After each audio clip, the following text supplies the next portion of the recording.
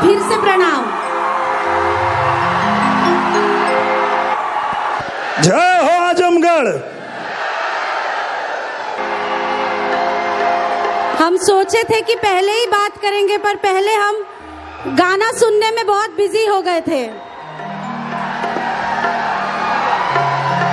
तो यहाँ पर उपस्थित सभी लोगों को मेरा नमस्कार।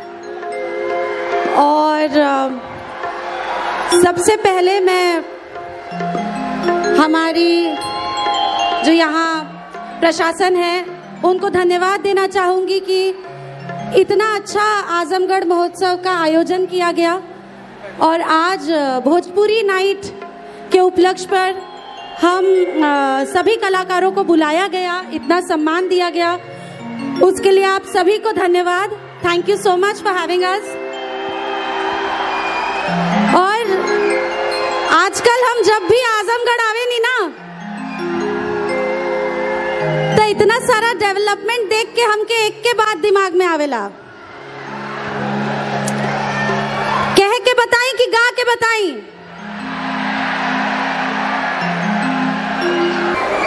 तो जब भी आजमगढ़ आवे नी एक के बाद कहे नी,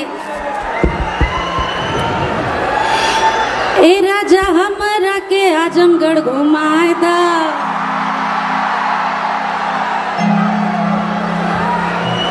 ए राजा हमरा के आजमगढ़ घुमाए दा,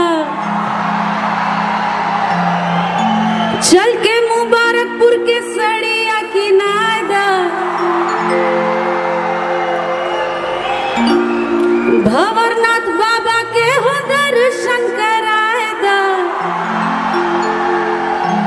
ए राजा हमरा के आजमगढ़ घुमाए दा।